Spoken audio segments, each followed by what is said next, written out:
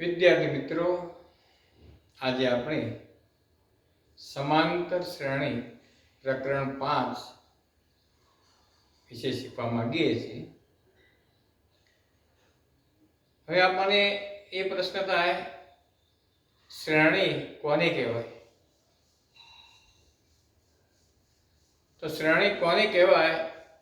તો એ આંકડાકીય બાબતની અંદર આંકડાઓનો એક સમૂહ આપણે લખીએ એને એક શ્રેણી કહેવાય છે.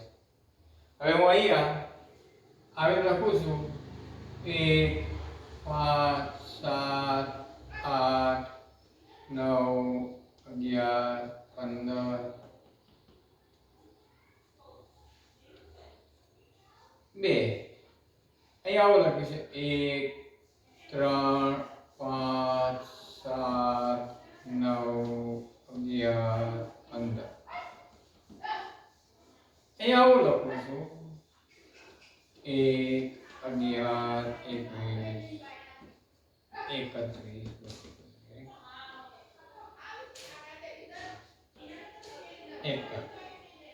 અહીંયા હું આ રીતે લખું છું 1 2 નો વર્ગ 3 નો વર્ગ 4 નો વર્ગ. હું એક આવી લખું છું 1 1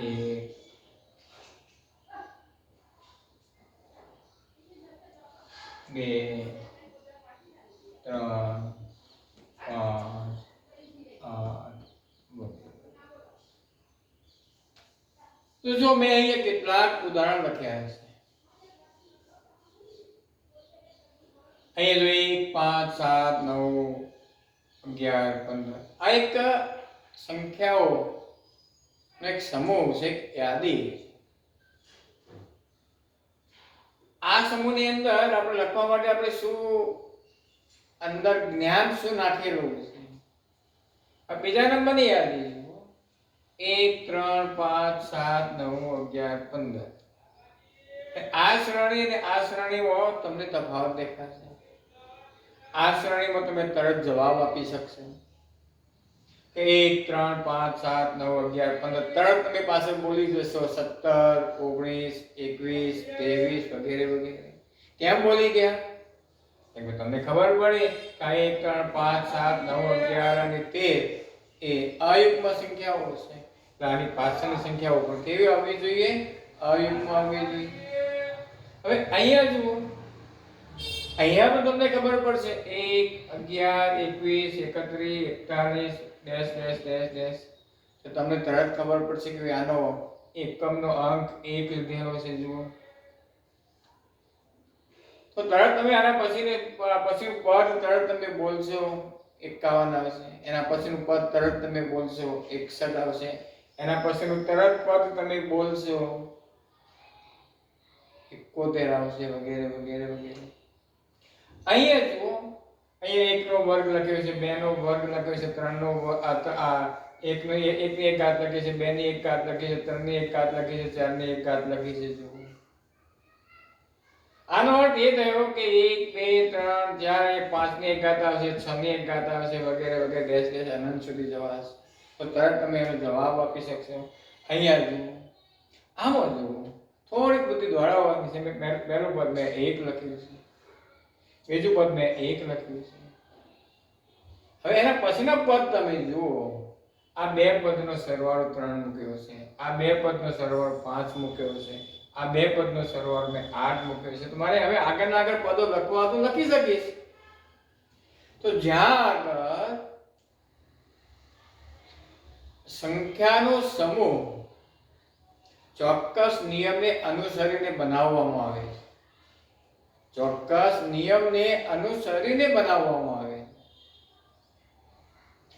એવા સંખ્યાના સમૂહને, એવા સંખ્યાની યાદીને આપણે શ્રેણી તરીકે ઓળખીએ છીએ. તો મિત્રો ખ્યાલ આવી ગયો હશે શ્રેણી બનવા માટે શું છે? તો જે પદોનો સમૂહ આપણને આપ્યો છે, તો જે સંખ્યાની યાદી આપણને આપી છે એ તમામ સંખ્યાઓ કોઈ ચોક્કસ નિયમને અનુસરે છે. અને આ રીતે જે યાદી તૈયાર કરવામાં આવે છે એને કહેવામાં આવે છે શ્રેણી. હવે મિત્રો, આ પહેલું જે લખ્યું છે એને આપણે શ્રેણી કહીશું? ના, માત્ર સંખ્યાઓનો સમૂહ કહીશું. લખી શકાય, આની શ્રેણી નહીં કહીએ. કેમ નહીં કહીએ આપણે? કેમ કે કોઈ સંખ્યા કોઈ નિયમને અનુસરતી નથી, એમનામ આપણે લખી નાખીએ છીએ. માટે આને સંખ્યાઓનો સમૂહ કહેવાશે, શ્રેણી તરીકે ઓળખી શકાશે નહીં. આ બીજા નંબરની અંદર જુઓ, 1, 3, 5, 7, 9, 11, 15 વગેરે વગેરે વગેરે. જો અહીંયા ચોક્કસ નિયમ છે. કયો નિયમ છે? અયુગ્મ સંખ્યાઓ લખવાની. અને તમે જાણો છો કે અયુગ્મ સંખ્યા પહેલી 1, પછી શું આવે 3, પછી કેટલી આવે 7, પછી કેટલી આવે 9, પછી 11, 15 વગેરે. અહીંયા ચોક્કસ નિયમ છે. અયુગ્મ સંખ્યાઓનો સમૂહ લખવાનું કહ્યું છે. તો આને આપણે શું કહીશું? શ્રેણી કહીશું. અહીંયા પણ જો શ્રેણી બને છે, જુઓ 1, 11, 21, 31. આનો એકમનો અંક 1 છે. જુઓ, એકમનો અંક 1.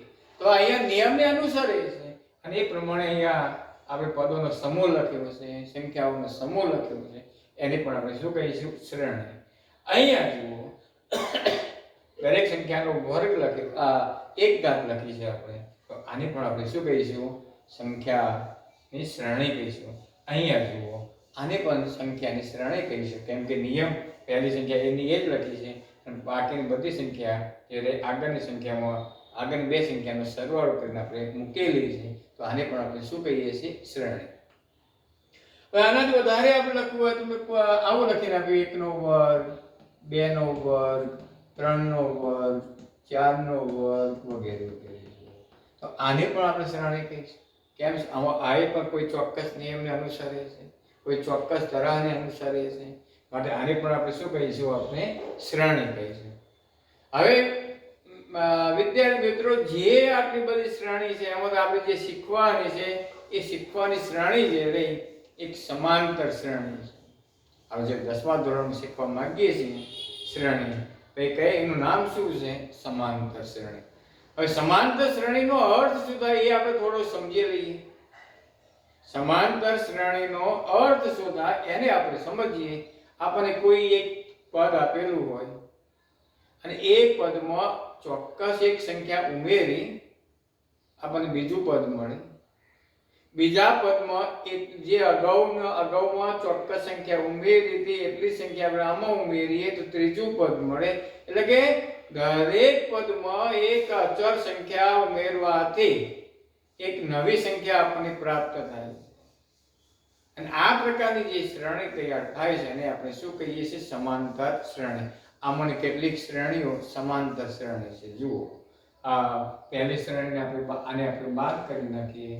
અહીંયા જુઓ, પહેલી સંખ્યા આપણે 1 લીધી, એમાં ચોક્કસ સંખ્યા 2 ઉમેરો, શું મળે? 3. 3માં 2 ઉમેરો, શું મળે? 5. 5માં 2 ઉમેરો, કેટલા મળે? 7. અહીંયા 9માં 2 ઉમેરો, 11. એ રીતે આખી શ્રેણી આપણે લખી શકીએ છીએ. તો આ જે શ્રેણી આવી એ શ્રેણીને આપણે શું કહીશું? સમાંતર શ્રેણી. અહીંયા જો 1, 11, 21, 31. ભલે આમાં નિયમ હતો એકમનો અંક 1 લેવો. હવે જુઓ, 1માં 10 ઉમેરો તો 11 આવે, 11માં 10 ઉમેરો તો 21 આવે, 21માં 10 ઉમેરો એટલે 31 આવે, 31માં 10 ઉમેરો 41 આવે. તો આ શ્રેણી પણ શું બને છે? સમાંતર શ્રેણી બને છે. જુઓ, અહીંયા જુઓ, અહીંયા 1 નો વર્ગ 1 જ થાય, 2 નો વર્ગ 2 થાય, 3 નો વર્ગ 1 ની 1 ઘાત 1 થાય, 2 ની 1 ઘાત 2 થાય, 3 ની 1 ઘાત 3 થાય, 4 ની 1 ઘાત 4 થાય. એટલે કે અહીંયા 1, 2, 3, 4 એવી સંખ્યાઓ આપેલી છે. તો 1 માં 1 ઉમેરો, 2 માં 1 ઉમેરો, 3 માં 1 ઉમેરો. આને પણ શું કહીશું આપણે? સમાંતર શ્રેણી.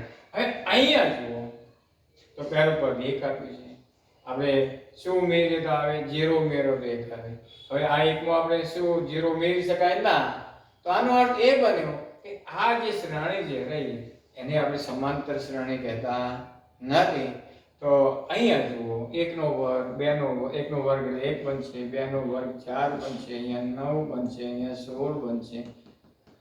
આ શ્રેણી છે પણ સમાંતર શ્રેણી નથી. કેમ સમાંતર શ્રેણી નથી?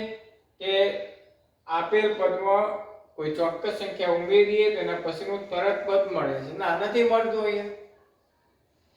તો આનો અર્થ એ થયો કે સમાંતર શ્રેણીમાંથી શું હોઈ શકે? તો સમાંતર શ્રેણીમાં દરેક પુરોગામી પદમાં, પુરોગામી પદ એટલે શું? તો આ બે પદ લખીએ જોઈએ. તો આને કહેવાય 5 ને પુરોગામી કહેવાય, આને કહેવાય અનુગામી. અનુગામી એટલે એની પાછળ પાછળ આવવું એને અનુગામી કહેવાય. પુરોગામી આગળ આગળ ચાલવું. તો જે શ્રેણીમાં પુરોગામી પદમાં, જો શબ્દ શું વાપરવામાં આવે છે? પુરોગામી પદમાં કોઈ ચોક્કસ સંખ્યા ઉમેરવાથી અનુગામી પદ મળે છે. અને આવી જે શ્રેણી બને છે એને સમાંતર શ્રેણી કહેવામાં આવે છે. આમાં કયું પદ માત્ર પહેલા પદમાં એ લાગુ પડતું નથી, આ પ્રથમ પદમાં લાગુ પડતું નથી, કેમ કે પ્રથમ પદ પછી આગળ કોઈ પદ હોતા નથી. પ્રથમ પદ આપણે હંમેશા સમાંતર શ્રેણીનું પ્રથમ પદ આપણે જાતે લેવું પડે, તો જ આપણે આગળના પદો આ નિયમ અનુસાર આપણે બનાવી શકીએ. જો પ્રથમ પદ જ ના હોય તમને કહેવામાં કે સમાંતર શ્રેણી બનાવો, તો અસંખ્ય સમાંતર શ્રેણી કોઈ ચોક્કસ સમાંતર શ્રેણી ન બની શકે. હવે બીજું, તો સમાંતર શ્રેણીનો અર્થ શું થયો? તો જે સમાંતર શ્રેણીમાં, જો શબ્દ કયા વાપરો, જે સમાંતર જે શ્રેણીમાં પ્રથમ પદ સિવાય બાકીના તમામ પદો માં પુરોગામી પદમાં ચોક્કસ સંખ્યા ઉમેરવાથી અનુગામી પદ મળે છે. આવા પ્રકારની શ્રેણીને સમાંતર શ્રેણી તરીકે ઓળખવામાં આવે છે. ફરી એક વખત જોઈ લો. જે શ્રેણીમાં પ્રથમ પદ સિવાય બાકીના તમામ પદો માટે પુરોગામી પદમાં કોઈ ચોક્કસ સંખ્યા ઉમેરવાથી અનુગામી પદ મળે છે. જ્યાં આ નિયમનું પાલન થતી હોય એવી તમામ શ્રેણીને સમાંતર શ્રેણી તરીકે ઓળખવામાં આવે છે. તો આની હું વ્યાખ્યા નથી લખતો, વ્યાખ્યા તમને મેં સમજાવી દીધી છે. હવે આના ઉપર જે હતા એ ત્રીજો પ્રશ્ન, જો સમાંતર શ્રેણી માટે જરૂરી પદોનું વર્ણન શું? તો આ જે વ્યાખ્યા બોલ્યો ને એ વ્યાખ્યા સમજો પહેલા. જો મેં શું કહ્યું? પ્રથમ પદ સિવાય, આ પ્રથમ પદ સિવાય કેમ બોલ? પ્રથમ પદ તો આવ્યું અંદર, એટલે આનો અર્થ સમાંતર શ્રેણીમાં પ્રથમ પદ હોવું જરૂરી છે. આ બીજા બે શબ્દો, પુરોગામી પદ અને અનુગામી પદ, આ બે શબ્દો આવે. તો પુરોગામી પદ કોને કહેવાય? તો આ બે પદની આપણે વાત કરતા હોઈએ તો આને પુરોગામી પદ કહેવાય અને અનુગામી પદ કહેવાય. આ બંનેની આપણે જ્યારે વાત કરતા હોઈએ તો આને પુરોગામી પદ કહેવાય અને અનુગામી પદ કહેવાય. આ બંનેની આપણે વાત કરતા હોઈએ તો આને પુરોગામી કહેવાય અને અનુગામી કહેવાય. તો બીજા બે શબ્દો કયા મળે? પહેલો એક શબ્દ મળે પ્રથમ પદ, પછી મળે પુરોગામી પદ, પછી મળે અનુગામી પદ. હવે બીજું, આમાં કોઈ ચોક્કસ સંખ્યા આપણે ઉમેરીએ છીએ જુઓ, તો એ ચોક્કસ સંખ્યા પણ આપણને મળે. તો આટલા પદો આપણે જાણતા હોવા જોઈએ. તો હવે હું આને આ ગાળી નાખું છું અને એક જ ઉદાહરણ તરીકે હું લખું છું અહીંયા.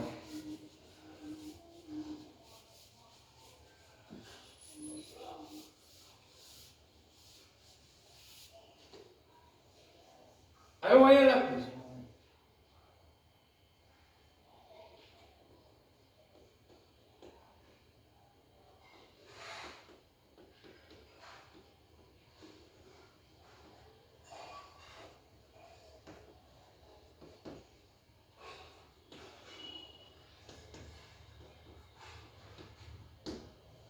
તો શું પહેલું પદ કેવું આવશે? 5.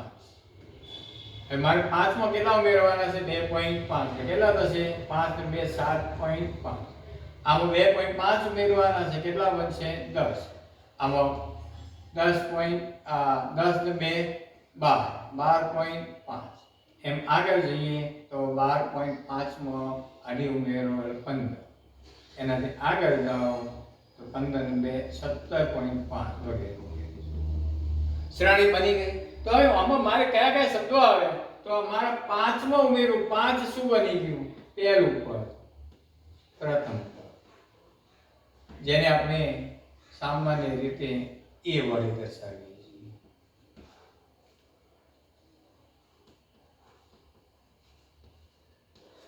અથવા a1 વડે દર્શાવીએ છીએ હવે બીજું પુરોગામી પદ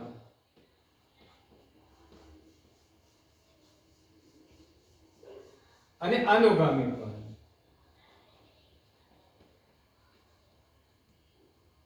તો આપણે આ જોડે લઈએ તો 10 ને શું કહીશું આપણે પુરોગામી અને 12.5 ને આપણે શું કહીશું અનુગામી હવે જો પુરોગામીમાં કોઈ ચોક્કસ સંખ્યા ઉમેરવામાં આવે છે કઈ સંખ્યા 2.5 તો આપણે શું મળે છે અનુગામી પદ આનો અર્થ એ બન્યો કે અનુગામી પદમાંથી પુરોગામી પદ બાદ કરીએ તો આપણને જવાબ શું મળે 2.5 એને કહેવામાં આવે છે શ્રેણીનો તફાવત સામાન્ય આ શબ્દ કયો મળ્યો આપણને સામાન્ય તફાવત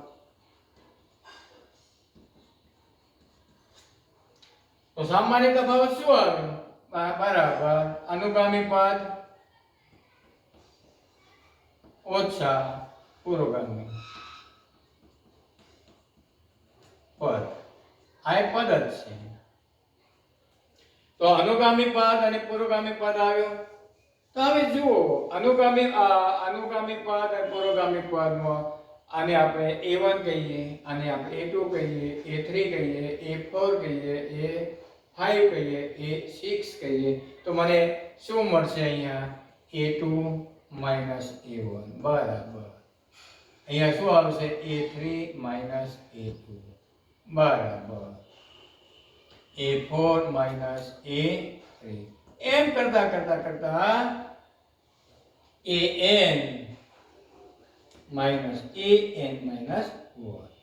આ બધાનો જવાબ કેવો મળે સરખો મળે તેને આપણે શું કહીએ છીએ સામાન્ય તફાવત એને સંકેતમાં લખાય છે d તો મિત્રો હવે જુઓ સમાંતર શ્રેણી માટે જરૂરી પદો કયા મળે આપણને આ પ્રથમ પદ a1 સામાન્ય તફાવત d પદોની સંખ્યા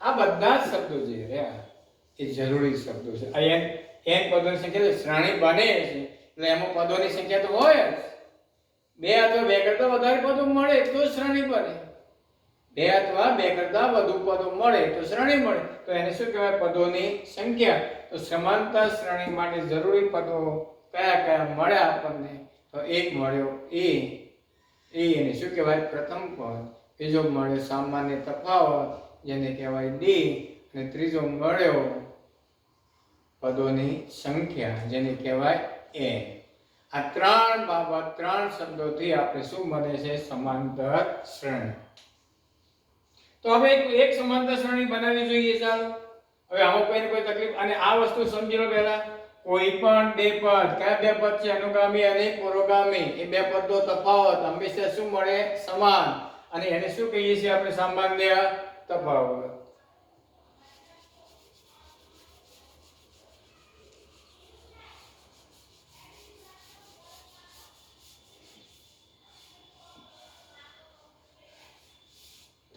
હવે તમને કીધું હોય કે પ્રથમ પદ 2.5 છે સામાન્ય તફાવત 3 છે પદોની સંખ્યા 6 છે તેવી સમાંતર શ્રેણી લખો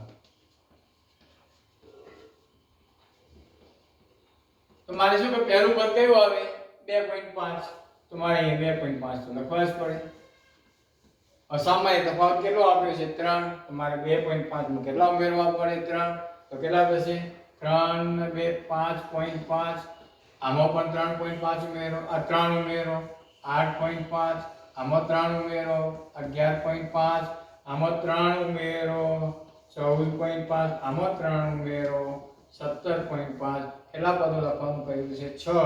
1 2 3 4 5 અને 6 પૂરા થઈ ગયા. તો આ એક શું બને? 6 પદો ધરાવતી સમાંતર શ્રેણી. તો વિદ્યાર્થી મિત્રો, બહુ સહેલું સ્વરૂપ છે આ. આટલું આપણને આવડવું જોઈએ સમાંતર શ્રેણી માટે. એક તો પહેલું પદ આપણને આવડવું જોઈએ, સામાન્ય તફાવત આપણને સમજતા આવડતો હોવો જોઈએ, પદોની સંખ્યા સમજતા આપણને આવડતી હોવી જોઈએ. આ 3 બાબત આપણને આવડતી હોવી જોઈએ. હવે બીજા નંબર, જો અહીંયા સુધી આપણે કામ કરી લીધું છે, બરાબર. હવે આ પ્રશ્નની વાત કરીએ, સમાંતર શ્રેણીના પ્રકાર. હવે અહીંયા જુઓ, મેં લખ્યું છે પ્રથમ પદ, આ સામાન્ય તફાવત આ છે, પદોની સંખ્યા 6 છે, તેવી સમાંતર શ્રેણી લખો. તો આ આપણને એક શ્રેણી મળી. તો હવે હું આગળનું પદ લખી શકીશ અહીંયા? ના, કેમ કે કેટલા પદો વાગ્યા છે અહીંયા? 6. તો આ જે શ્રેણી બનશે એને શાંત સમાંતર શ્રેણી કહેવામાં આવે છે.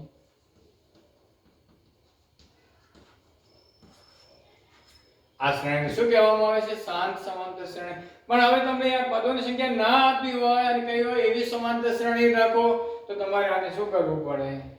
અનંત સુધી જવું પડે. અને એવી જે શ્રેણી છે એને કહેવાય અનંત સમાંતર શ્રેણી. જો બરાબર સમજો, એને શું કહીશું? અનંત સમાંતર શ્રેણી. તો અનંત સમાંતર શ્રેણીની અંદર શું હોય? પદોની સંખ્યા ચોક્કસ હોતી નથી, અનંત હોય છે. જ્યારે શાંત સમાંતર શ્રેણીમાં શું હોય છે? પદોની સંખ્યા ચોક્કસ હોય છે. 6 પદ હોય, 20 પદ હોય, 101 પદ હોય, 121 પદ હોય વગેરે. અને શું કહીશું આપણે? શાંત સમાંતર શ્રેણી. અને જેમાં માત્ર એટલું જ કહ્યું હોય કે પ્રથમ પદ 2.5 છે, સામાન્ય તફાવત 3 છે, એવી સમાંતર શ્રેણી રચો. આ શબ્દ આપણને આપ્યો ન હોય તો એવી સમાંતર શ્રેણી રચવાનું કહ્યું હોય તો મારે આનાથી આગળ જવું પડે અને એ શ્રેણીને આપણે શું કહીશું? અનંત સમાંતર શ્રેણી. હવે બીજા નંબરે એ જ વસ્તુની અંદર આપણે વાત કરી રહ્યા છીએ, શાંત શ્રેણી.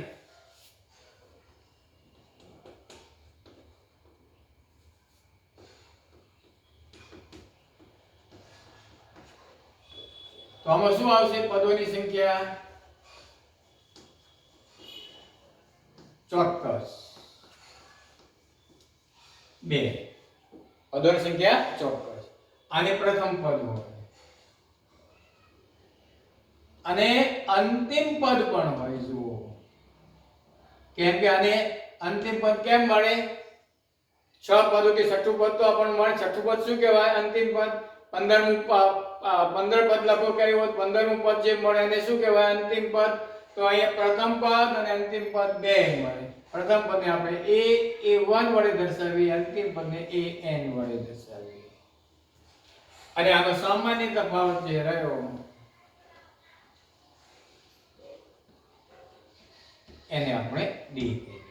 તો શાંત સમાંતર શ્રેણી આપણને આમાંથી મળે an, અંતિમ પદ છે, nમું પદ છે. જ્યાં nમું પદ બોલાતું હોય ત્યાં સમાંતર શ્રેણી શાંત બની જાય છે.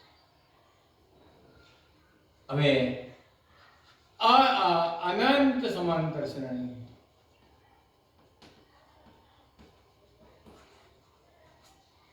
અનંત સમાંતર શ્રેણીમાં પ્રથમ પદ આપણને મળે, પ્રથમ પદ મળે, પણ અંતિમ પદ ન મળે. જો શબ્દ યાદ રાખો, અંતિમ પદ ન મળે. તો અનંત સમાંતર શ્રેણીમાં કયું પદ મળે આપણને? પ્રથમ. કોઈ પણ સમાંતર શ્રેણીમાં પ્રથમ પદ હોય જ, અંતિમ પદ ના મળે એને કહેવાય અનંત સમાંતર શ્રેણી. જો પ્રથમ પદ અને અંતિમ પદ બંને મળે ત્યાં કહેવાય શાંત સમાંતર શ્રેણી. તો વિદ્યાર્થી મિત્રો, આજે આપણે સમાંતર શ્રેણી વિશે જોયું. તો સમાંતર શ્રેણી વિશે સમજવા માટે આપણી પાસે શું હોવું જોઈએ? થોડુંક જ્ઞાન.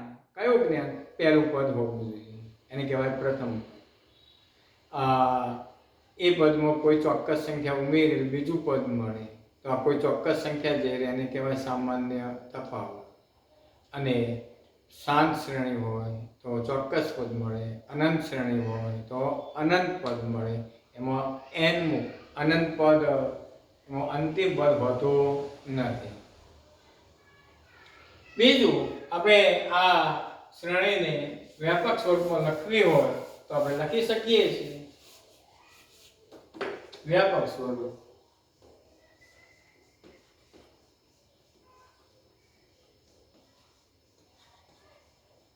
સમાંતર શ્રેણી.